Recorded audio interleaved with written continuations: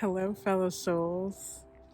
You have now reached the channel of peace and gratitude. This is Living with Soul, and I am Anais Soul. And here we discuss all things transformation from victim to victor, one thought at a time. So, it's day 3 of the juice challenge. I have my juice here. I'll pull it up in a second. Pure grape juice. I haven't even posted the other 2 days. I'm not sure if I will. We'll see. But anyways, really quickly, I was laughing to myself so completely, so fully, because I've been really caught up on my family not accepting my partner, not accepting that I am indeed in love with a woman.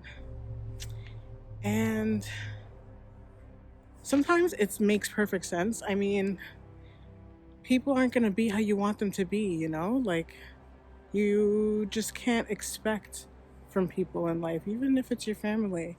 And that isn't something to be sad about. It's just the natural truth when it comes to being a body in this physical world.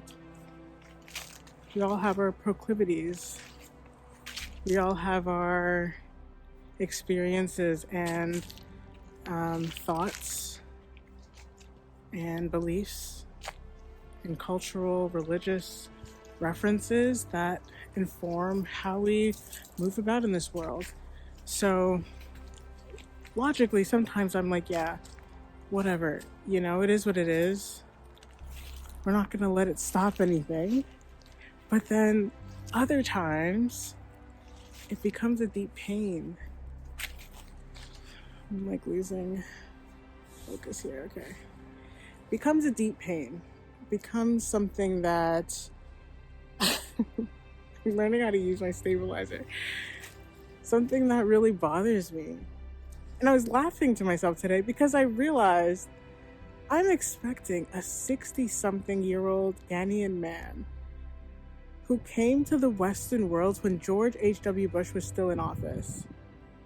A man who enacted a campaign, a bill against drug use that was a direct result of the countries using their own people to make a political move.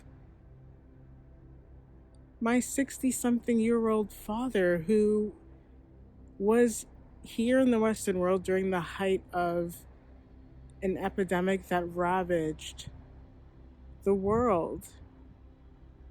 Those are two very polarizing events that basically resulted in society disregarding a complete subset of the population.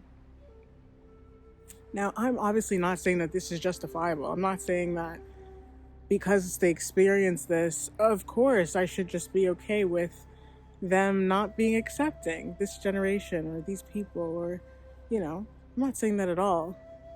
But it does go to show that we develop 10 scars not only from our family, from our friends, from our own personality, but from the world that we live in, from the historical time period that we find ourselves in, from society, from the beliefs that we allow to program our minds.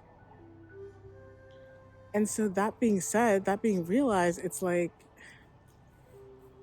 he has his own set of experiences, and like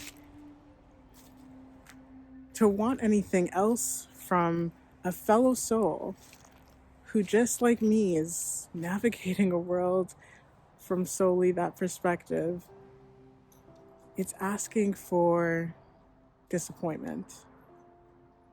The more that we expect from others, the more that we disappoint ourselves.